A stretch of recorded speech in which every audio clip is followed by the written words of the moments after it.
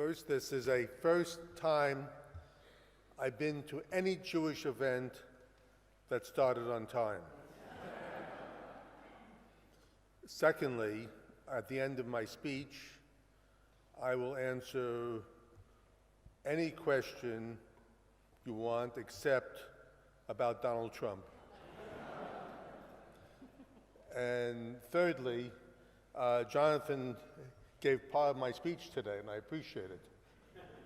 But I'm honored to be here. It's been 7 years since I spoke with the Board of Deputies last, and I must tell you, it's a great honor for me to be here this afternoon with the Board of Deputies of British Jews. Perhaps the oldest ongoing Jewish representative body in the world. Those of us in the New World are impressed when we can date something back to the 1890s. So when the Board of Deputies goes all the way back to King George III, Americans have a hard time grasping that kind of longevity. I'm convinced that some of you may know people who are still there. I'd like to thank Jonathan Arkosh and Gillian Moron for your gracious invitation and your very able leadership through some of the most difficult events I can imagine. We in the U.S. have watched the growing anti-Semitism faced by all of you in Europe, and especially here in Great Britain, with great concern. Sadly today, we not only share those concerns, but we share the great sadness you have and all of Britain over the assassination of a member of Parliament, Jo Cox, mother of two, who I understand had a brilliant future in front of her. The perpetrator seems to have ties to the far right. I also come from a country in mourning over the deaths of 49 and more than 50 critically injured innocent human beings in Orlando, Florida, by a radical Islamic terrorist. In Israel, the most recent attack took the lives of 4 victims who were simply having dinner at a popular restaurant in Tel Aviv. What do these tragic events have in common? Terror, intolerance, hate? 3 things that Jews have known all too well throughout time. Without question, there has been a resurgence of hate directed against Jews. We have not seen this since World War II. In Europe, these acts have been specifically against Jews in France and in Belgium, with devastating results. Make no mistake, there is a global threat that needs a global response. And as we confront this threat, we will be better able to do so when Jewish communities around the world, in the UK, the US, and in Europe, and of course in Israel, stand united with each other. And that is perhaps the founding principle behind the World Jewish Congress. We will support every Jewish community in the world, no matter its size, no matter its wealth, no matter its influence, because of the upsurge in violence against us on this continent. Some have even suggested that all Jews should leave Europe for Israel. Let me make one thing clear. If all the Jews left Europe tomorrow, this would be very sad for the Jews, but it would be a disaster for Europe. 70 years and 3 generations later, after the end of World War II, anti-Semitism is back in the open again. Educated people, sophisticated people, people who should know better, say the same old, outrageous things about Jews in newspapers, on television, and on the internet. Things they would never say out loud about any other group. But unlike the anti-Semitism of the past, today, it does not come just from the far right, but increasingly it comes from the left. The new target for this age-old hatred, however, is not the international Jew, as Henry Ford used to call us in the 1920s. It is the Jewish state of Israel, which is constantly vilified throughout the media, at the UN, and on almost every college campus. Call it BDS, or Students for Justice in Palestine, or major elements of the British political parties. I believe it's still the same old hatred of Jews. They still blame all the world's problems on us, only now it's Israel or the Mossad that's behind everything from 9/11 to the Charlie Hebdo attacks. We are told that Jews cause all wars, but now it's Israel. It's also Israel that is accused of the old blood libels, like killing children for body parts. Whatever in the world is wrong, Israel is at fault, according to today's anti-Semites. When someone says, and Jonathan quoted well, they're not anti-Semitic, they're only anti-Israel, that's a lie, because when you hold Israel to a different standard, when you lie about Israel, its past, its present, its people, and when you actually work to end Israel,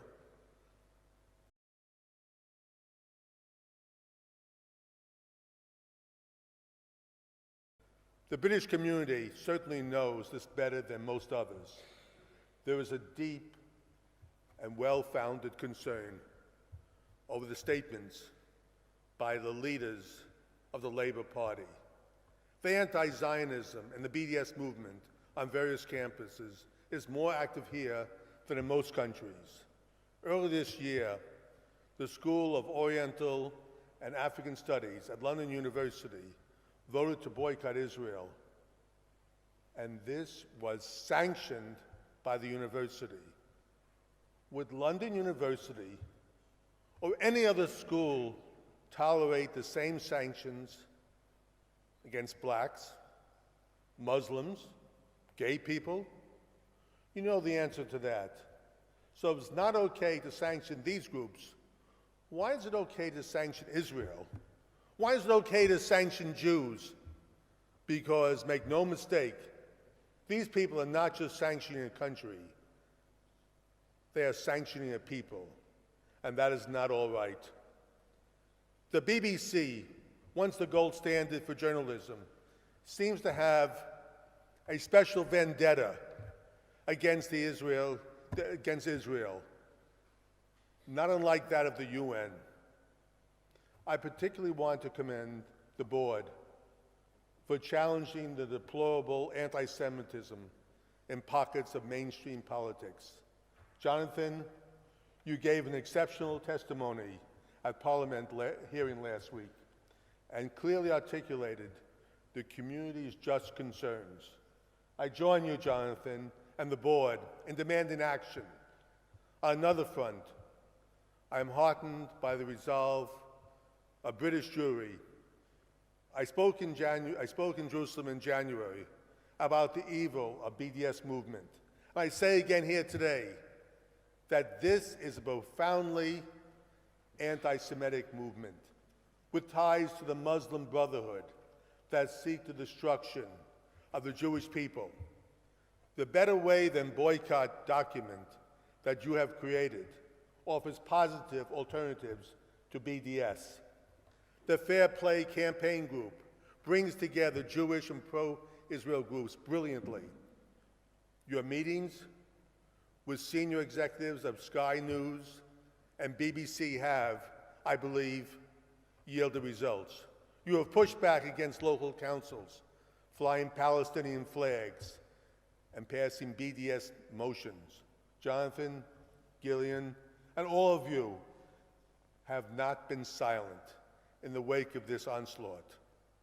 The World Jewish Congress and I are here to support you. We stand by you, and we are very proud of what you are doing to fight anti-Semitism and anti-Israel bigotry.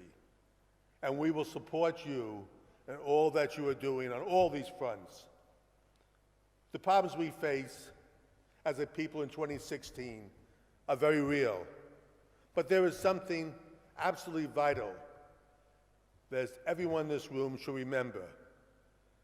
Today, our destiny is in our own hands. It wasn't always that way. In the 1930s, I just heard, the founders of the World Jewish Congress had to beg the rest of the world for help. In 1936, they gathered in Switzerland to bring the growing threat of Nazi Germany to the world's attention.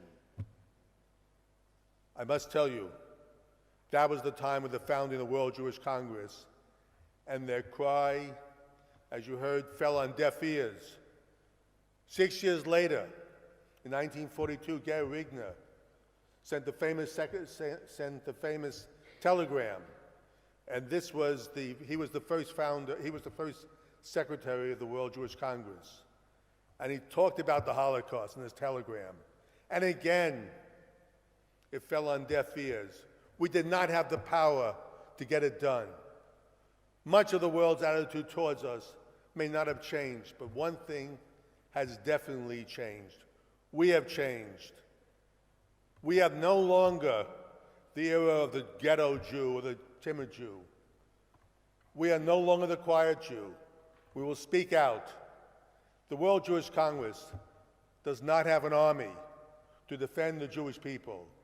It is not a global economic power like Israel, but we have tremendous political clout, and we're not afraid to use it. When a right-wing neo-Nazi party became part of the parliament in Hungary, we went directly to the Prime Minister and we told him that it was not all right, and we suggested in the strongest possible terms that this could affect Hungary's economy, and it did. And we did the same thing in Greece.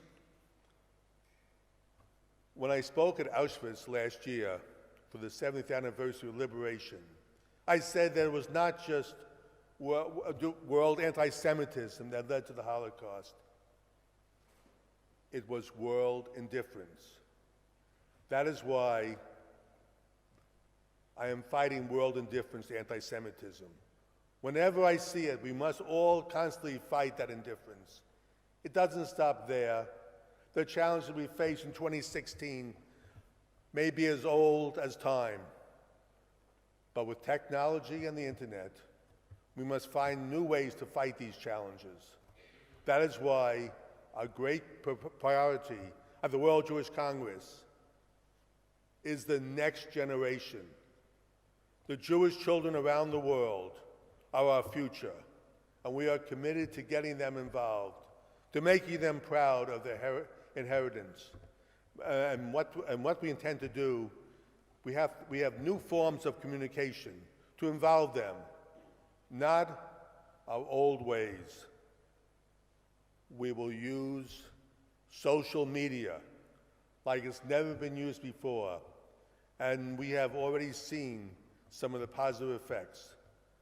I want to share with you a few of our projects on this front.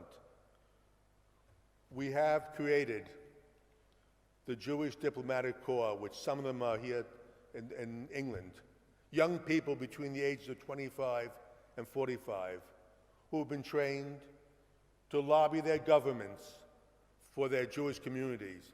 Today, there are 250 of them from many different countries, and I intend to have 1,000 Jewish diplomats from every country with a Jewish community.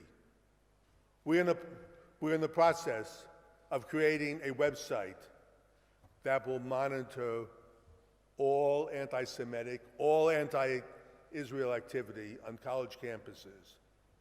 And we will hire recent graduates from these colleges to go back to their universities and work with students. They know the terrain and they know the faces because they were just there, and they were helping the effort to take back the colleges from the haters of Israel and the Jewish people. I also wanted to create a Jewish Peace Corps with young Jews from Israel in the diaspora just out of college and not sure what they want to do. They will volunteer to work in Jewish communities throughout the world. And while they help others, they will also learn about their people and what it means to be part of their community. We're also going to create a Hasbara section. I'm tired of telling the Israeli government they should have a ministry of Hasbara. At the World Jewish Congress, there is no reason that our enemies should define our own narrative. Some of the smartest people in advertising are Jewish, and Jews practically invented public relations. We are going to get the best and the brightest among them, and many of them are here in England. And we, not our enemies, will define our story. That is just one of some of the things we at the World Jewish Congress are doing to confront these threats. You have to understand that I have no doubt whatsoever that we will ultimately prevail. I want to share with you my vision for the future, of the Jewish future of our people. And this is what I see ahead. I see the vibrant creativity of the Jewish people, admired by the world. I see the Jewish state of Israel, not vilified, but a country that everyone wants to copy. I see the end of boycotts. And perhaps most importantly of all, I see our young people proud to be Jewish once again. That's because there's a lot to be proud of. We belong to a people that have disproportionately advanced civilization. Jews gave the world monotheism. Jews save lives, all lives. Jews make the world better with their ingenuity, their music and literature. We make up less than 1% of the world's population, yet we have won 20% of all the Nobel Peace Prizes. We may be only 15 million people in a world of 2 billion Christians and 1.5 billion Muslims, but we have an incredible arsenal in talent and creativity. We also have thousands of years of tradition. Today, I've given you a list of challenges. I've told you about my vision. I will leave you with an important reminder. The Jewish people are not going to disappear. We have all come too far, for too long, to just disappear. This is not part of God's plan, but we can't completely leave it in his hands. He expects us to do the work. He has supplied us with the means. We will use the Jewish brilliance and Jewish creativity to solve our problems. There's an iconic photograph from the Holocaust. You've all seen it. And see it behind me? There's a frightened boy with his hands up. He's walking out of the ghetto. Nazi stormtroopers, you can see, with automatic weapons, stand nearby, smiling. We see this Jewish boy who represents 1.5 million other Jewish children who perished, 6 million Jews altogether, and our hearts break. But we cannot help him. We cannot save him. We can do nothing for this frightened boy. But imagine this. What if an angel came down at the moment this photo was taken and told the boy, listen to me, in less than 10 years, there will be a Jewish state in our homeland of our forefathers. There'll be a Jewish army and a Jewish Air Force and a Jewish Navy to defend Jews. Jewish soldiers will fall from the skies and rescue Jews in far-off lands. And this country will open its doors to every Jew on earth that needs help. Have faith, little boy. God is watching us. Do you think the boy could have possibly believed this angel? Would you have believed him at that time? Here is my point. We have to constantly remember what we have and what we have accomplished. We have to remember how far we have come. Today, we can fly into Tel Aviv on a Jewish airline with bold blue Star of David on the side for the whole world to see. It's flown by a Jewish pilot, and all we have to do complain about is the food. We must never, ever forget what we have earned, what we have fought for, and what we have accomplished. Finally today, I want to leave you with an old Hasidic tradition that in every Jew, a flame burns. Sometime that flame is obscured, and the person can't see it, but it's always there. It's always burning. All you have to do is dust it off, and you will find it.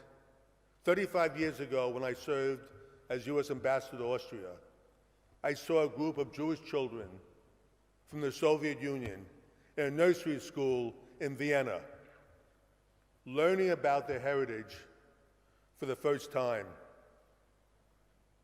I can't really explain it, but those children moved me in the way that I have never been moved before. Those children helped me find the Jewish flame inside my heart. They helped me rediscover my Jewishness. This is our job before us now, to help our children and our grandchildren dust off their hearts. We have to help them rediscover that Jewish flame inside them.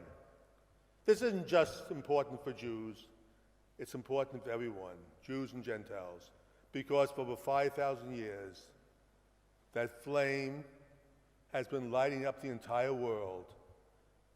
This is my directive to all of you. Do not let that flame go out. We've come too far, and the stakes are too high. We must never let that flame go out. God bless the Jewish community of Great Britain. God bless all of you in this room. And may God continue to bless the Jewish people. Thank you.